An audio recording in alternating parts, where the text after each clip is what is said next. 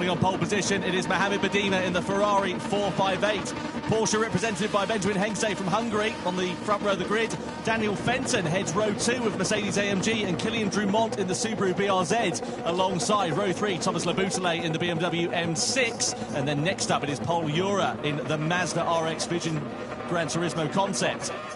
Then it's Jose Serrano, 7th on the grid ahead of Ren Rouge in the Chevrolet Corvette C7. Nico Romero heads Genesis' charge. He lines up 9th position with Daniel Penco, the Spaniard, alongside him. Next up, it is Mateo Estevez in 11th place. And 12th and last on the grid will be Coque Lopez in the Lexus. Won last time out a few weeks ago, just to remind you. Now, as you can see, the weather conditions far from ideal. It is sopping wet out there. No choice for these drivers here, Jimmy, to start on the wet compound of tyre.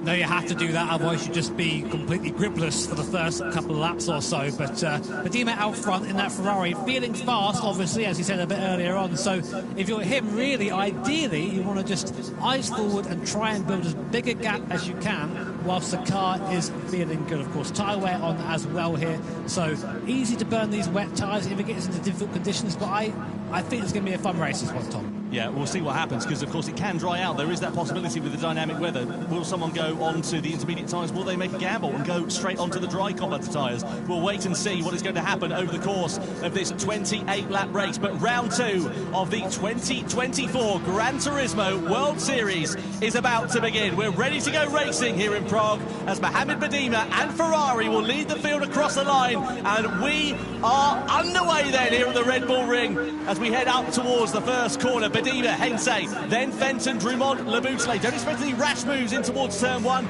out of turn 1 into turn 2, and then the heavy braking zone of turn 3 is where we should see drivers getting themselves in position for the first overtakes. You saw Fenton there running a little bit wide on the exit of turn 1. That's left him under attack already from Kilian Drumont in the Subaru as we head up the rise in towards turn 3. Badima's got the lead. Second place there for Hengste, looks pretty sure, but what about what's happening further behind? Drumont right on the back of Fenton. Don't think he was able to launch a move, but you've got Laboutelle and Ura in position there side by side.